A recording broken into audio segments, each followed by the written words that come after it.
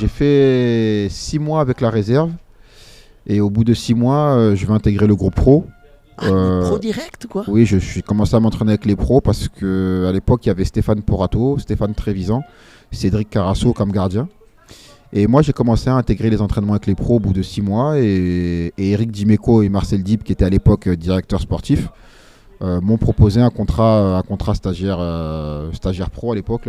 Oui. Et donc, je vais signer 2 ans stagiaire, mon premier contrat en intégrant le groupe pro de Roland Courbis à l'époque. avant qu'il quitte le club. Donc j'ai eu la chance de côtoyer un peu cet entraîneur et de côtoyer le groupe pro à l'époque. Donc ça se passe très rapide à l'OM.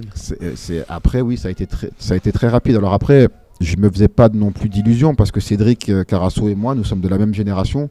Cédric était déjà professionnel, il était 3e gardien du club. Aussi, et moi, j'avais aucun problème avec ça. Parce que lorsque je suis rentré à l'OM, Marc Lévy, il a été très franc. Il m'a dit, moi aujourd'hui, je ne te forme pas pour être professionnel à l'Olympique de Marseille, je te forme pour que tu puisses vivre du foot et que tu sois professionnel où que ce soit. Et il avait raison dans son approche parce que beaucoup de Marseillais ont rêvé de ce contrat professionnel à l'OM. Beaucoup de footballeurs marseillais ne sont pas sortis parce qu'ils ont espéré ce contrat pro à l'OM, ne sont pas allés voir ce qui se passait ailleurs parce qu'ils ont attendu. Moi, je suis né en banlieue parisienne. J'ai rattrapé toutes les cordes que j'ai pu rattraper pour me retrouver là. Donc moi, je voulais juste prendre le maximum de bagages pour être capable d'avoir une carrière professionnelle.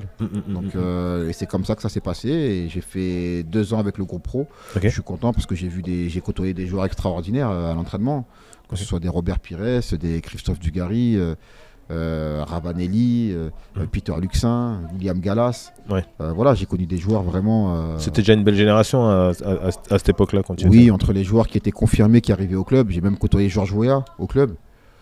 Voilà, pour moi, j'ai vécu des choses inoubliables. Et... À cette époque-là, tu es le 3e, 4e, 12e? Non, je suis plutôt 4e. Et j'ai la chance, j'ai fait un seul déplacement avec les pros. Les seuls déplacements que je fais, c'est à Paris. Donc, c'est bien. Ça a été une grande fierté pour moi parce que, en fait, je suis toujours resté attaché à mon quartier. Et en fait, à cette période-là, je pouvais y retourner que sur les vacances d'été ou les vacances de Noël. Et là, lorsque j'ai appelé des mecs, un de mes amis, pour dire écoute, là pour la première fois je suis dans le groupe avec les pros. Ils sont venus. Exactement. Tout le quartier. On était à table à l'hôtel. On était à table à l'hôtel. Et il y a Patrick Blondeau qui sort à l'époque pour rencontrer sa compagne. d'hôtel. Exactement. Et il est revenu. Et alors il me tape sur l'épaule. Alors déjà Patrick Blondeau, c'était énorme respect à lui parce que c'était un joueur. C'était vraiment un. Il dégageait quelque chose. Complètement. C'était le capitaine. C'était voilà. Donc et donc moi qui suis tout jeune à table, qui fait pas de bruit, qui suis là, il vient me taper sur l'épaule et il me dit dis donc, il y a 20 mecs dehors là. Il me dit je crois que c'est pour toi. Et là quand je suis sorti, effectivement, je vois tous les mecs de mon quartier qui étaient là et tout. Et moi j'avais peur. Quand il m'a dit ça, j'ai dit mais ça va, il y a rien. Il m'a dit non, très gentil. J'étais content, j'étais soulagé. Et ça a été une énorme fierté pour moi d'être là avec mon survêt de l'OM et que les mecs de mon quartier avec qui j'ai grandi me voient avec un groupe professionnel. Super. Donc là, c'est match au parc du coup. Match au parc, au final perdu. Tu es remplaçant. Je suis remplaçant, mais au final je suis en tribune. Qui? Il y avait Stéphane Trévisan. C'est une année où il y avait le PSG où à l'époque on avait perdu 2-0. Je crois qu'il y avait Anelka qui avait marqué et Christian à l'époque. Ça c'était l'équipe du PSG. Et donc mais tellement content déjà de rentrer dans le vestiaire pour la première fois, de voir qu'on a floqué des maillots à mon nom. Ça aussi c'est incroyable, le premier maillot floqué à mon nom. Avec le blason de l'OM, voilà, c'est pas rien. C'est pas rien. C'est très symbolique. Toi, c'est maillot encore? Bien sûr. Ce jour-là, donné à ta mère? J'ai eu 3 maillots ce jour-là. 3 ou 4 maillots même. Ce jour-là, j'ai eu 3 maillots. Je crois qu'il a récupéré des maillots chez Paris Saint-Germain. Non, tout. Non. Ce jour-là, les maillots. Il n'y a pas eu d'échange de maillots. Mon père. 3 maillots. 3 maillots, oui. Ce jour-là, j'en ai gardé un. Ouais. J'ai donné à ma mère, j'ai donné à mon père.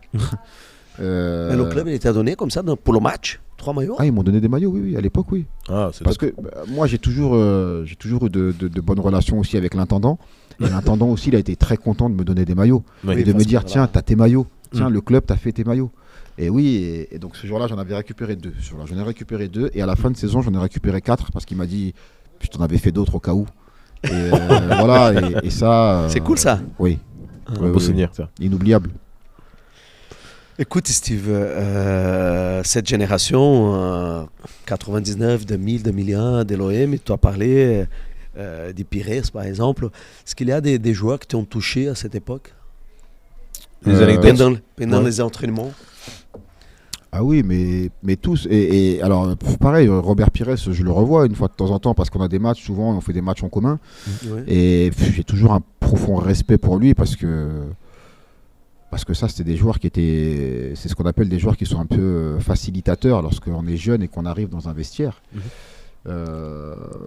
Moi, je n'osais même pas m'asseoir dans le vestiaire. Je restais dans l'entrée, je Parce voulais déranger personne. il avait déjà 25 ans, quoi, environ à l'époque. Ouais, bien sûr. Et Donc, puis- il et n'était puis pas très c'était- jeune, quoi. Il était Non, non, déjà... non. Et puis, il était champion du monde quand même. Exactement. Donc, Ah oui, euh, en 98. donc, Oui. ouais, ouais. Oui, bien sûr.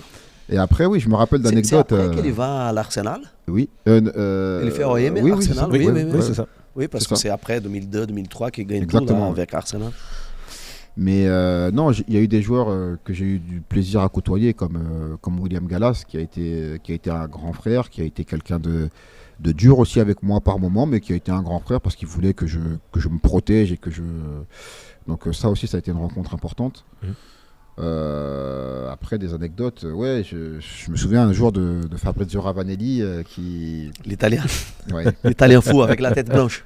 était- Très, très italien, quoi. Le renard. Non, mais Le justement, renard. mais c'est pour ça. Tu Le viens, de renard. dire, tu viens de dire que tu étais très émotif. Avec un caractère comme celui-là, ça peut péter. Hein. Déjà, premièrement, il faut savoir que dans les jeux, parce que des fois, quand je faisais les jeux réduits avec les pros, c'était très difficile pour moi. Parce que jeu réduit, il faut que ça aille vite. Et quand tu es gardien de but, tu prends un but ou quoi, mais tu as le ballon dans les mains. Que tu as Christophe Dugarry qui est là, qui crie hé, gamin, le ballon, ouais. Et là, tu as Ravanelli qui te dit hé, ballon, ballon. À qui? Je fais quoi? Je donne le ballon à qui? Et ça, c'est des trucs. Ça, c'était déjà compliqué. Mais un jour, on sort de l'entraînement et on m'a fait un casier après et tout. J'étais très content. Et Fabrizio, il passe à côté, il pose les chaussures là. Il pose 2 paires de chaussures. Il dit tiens, petit, il faut aller laver les chaussures. Non. Oui, Ah oui, à l'époque, c'était un peu comme ça. mais moi, à l'époque, Au j'ai aucun Brésil, à problème. l'époque, c'était comme Mais ça. moi, j'ai aucun problème, oui, c'est ça. Donc, je regarde les chaussures, je dis, ouais, ça, ok. Et je vais, donc je nettoie les chaussures et tout, et je lui ramène les chaussures. Donc, il prend les chaussures, et il me dit, c'est bien, t'es un bon petit. Et il m'a donné une paire de chaussures. Des Predators, il y avait écrit Ravanelli dessus et tout. C'était vraiment. Et il m'avait donné les chaussures parce que. Moi, aujourd'hui, je pense que c'est quelque chose qui serait peut-être plus compliqué. Déjà que le staff est complètement élargi, il y a des attentions partout. À l'époque, il n'y avait pas. Non, mais au-delà de ça, dire à un Oui, jeune la aujourd'hui, mentalité a changé. lave-moi les chaussures, je Ah sais ouais. pas si ça passe. Aujourd'hui, ça. oui, Mais peut-être pour pas. moi, c'était normal et c'était une marque de respect de ma part de le faire. Et pour moi, c'était aussi une marque de dire que moi j'étais là et que je suis là humblement et que je viens pour faire ma place et apprendre ce que j'ai à apprendre. Si ça fait partie du processus, je le fais, comme quand il fallait ramasser des ballons. Et pourtant, à l'OM, on avait Dans les des sociétés, des les attendants. stagiaires qui vont prendre des bien cafés. sûr. quoi. On avait des attendants qui ramassaient les ballons, mais ça ne m'empêchait pas de les aider à ramasser les ballons. Oui, et pour oui, moi, bien c'était normal. J'avais pas de problème avec ça. Donc, ouais, j'ai vécu des anecdotes plutôt sympas. J'ai vu des choses un peu particulières aussi, parce qu'à cette époque-là, moi, j'étais au club à l'époque où il y avait eu la réunion de supporters qui avait mal tourné, où Sébastien Pérez, on lui avait éclaté le pare-brise avec. Oui, je me rappelle de. Le président, c'était. Le président, c'était Robert Louis Dreyfus. C'était Dreyfus, ouais. Ouais. Donc lui, pareil, le premier stage où je pars avec les pros, on est en train de s'entraîner sur un terrain, on était à Vittel, je crois, Oui. et ils ont un hélicoptère, et c'est Robert Louis Dreyfus qui est arrivé sur le stage. On a un hélicoptère, on arrête l'entraînement, on fait la place pour l'hélicoptère, et l'hélicoptère dans le rond central, Robert Louis Dreyfus qui sort de l'hélicoptère qui repart. Laurent, il a parfait. Hein. Directement. Ah ouais, non mais j'ai dit ouais, ok d'accord, c'est que Tu vois que le boss il arrive quoi. c'est ça. Et après dans l'échange avec les autres joueurs, pareil dans les vestiaires, est-ce qu'il y avait Comment tu te sentais là-dedans, dans cet environnement avec toutes ces stars-là qui étaient là? J'étais pas quelqu'un qui parlait beaucoup, donc toujours dans mon coin. Toujours? Après, toujours dans mon coin, et je parlais avec les plus jeunes, Mhm. où il y avait Jean-Christophe Marquet à l'époque, et je suis très content de le retrouver aujourd'hui, puisqu'on bosse ensemble sur des projets. Ah oui? Et oui, oui. C'est quelqu'un aussi qui a été un facilitateur. C'est quelqu'un de très simple, de très gentil avec les jeunes, Mhm. à partir du moment où, bien sûr, on ne se prenait pas non plus pour d'autres. Mhm. Et oui, ça, ce sont aussi de belles rencontres à l'époque où il taquinait pas mal les jeunes. Pareil, Sébastien Pérez aussi, qui Ouais. avait déjà un tempérament de feu. Ouais. Moi, l'un de mes premiers entraînements avec les pros, il y a mon entraîneur de gardien qui me dit: tiens, tu vas aller faire la touche là-bas. Donc il faut une opposition, les pros. Moi, je fais la touche. Mhm. Putain, et il y a une action qui se déroule et il n'y a pas hors-jeu. Et là, c'est Pérez, je le vois qui rentre dans une colère noire, qui dit: et là, il y a hors-jeu, il y a hors-jeu. Et le coach qui dit: non, bah, l'arbitre, il n'a pas levé le drapeau. Et je le vois qui me regarde, je me suis dit: oh là là. Les histoires, là. Et je le vois qui arrive et tout, je le vois qui arrive comme un fou sur moi. Je dis: oh, qu'est-ce que je fais? Et il arrive, il rigole, il fait: ah, t'as raison, il n'y avait pas hors-jeu. Pareil, En plus, il avait un sacré caractère, Pérez, oui. en plus. Ah ouais, non, non. C'était un sanguin un peu, tu vois, Exactement. Oui, mais sudiste. tu étais très jeune, tu n'étais pas prêt à Ah toutes non, ces choses. pas du tout. c'était- Là, sur le coup, je me suis dit: à tous les coups, il va se passer un truc, je vais me faire virer. Et vas-y. Et non. Donc, non, ça a été une. Il y a quelqu'un qui t'a impressionné dans les entraînements où t'as dit, lui, c'est quelque chose. Après, Ravanelli, juste pour revenir, il avait 30 ans à l'époque, hein, donc il était déjà très confirmé. Quoi. Mais... Pour moi, il ne va jamais venir ici, Steve. Pour moi, il était un peu nul. Hein. Je t'ai dit, techniquement. Comme j'ai toujours vu l'Italien là. Mais bon, qui est-ce qui t'a impressionné là? C'est pas lui. Florian Maurice. Ah. Parce qu'en termes de finition, Mhm. quand on travaillait avec lui devant le but, c'était vraiment. C'était chaud. Il y avait un ballon sur deux qui était au fond, quoi. Et puis tout était cadré, les ballons, ils paraissaient injouables.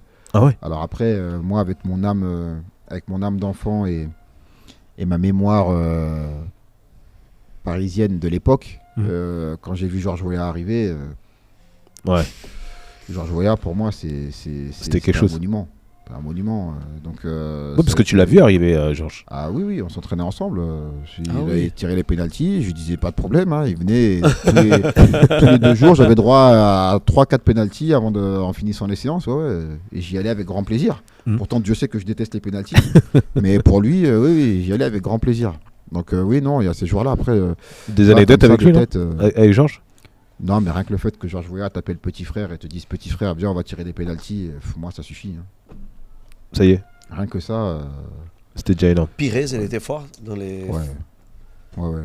Non, exercices de c'était- finalisation. Il était Ouais, puis lui, c'était par la passe, c'était les appels, c'était les courses, c'était. propre, non? Ouais, et puis d'une simplicité aussi. Puis c'est des mecs, on leur demandait des choses. Peter Luxin aussi, impressionnant ouais, sur le terrain. Mm. Peter, ouais, c'était techniquement très très très très fort. Ouais. Il y a eu des T'avais Jérôme Leroy aussi qui sont arrivés après. Ouais, Ouais. non, Mm. des joueurs vraiment. Tu es arrivé au point d'avoir des intimités avec certains. William Gallas, oui, on se voyait un petit peu en dehors. Mhm. Parce que bon, lui est guadeloupéen, moi martiniquais. Donc du coup, on se voyait un petit peu en dehors. Ouais. Après le reste, non, j'étais très discret, moi je n'osais pas. Donc même si quelqu'un disait: ouais, il faut venez tous chez moi, il y a si, moi je me disais: s'il parle aux autres, il me parle pas à moi. Moi je suis trop jeune, je rentre pas là-dedans, je respecte le.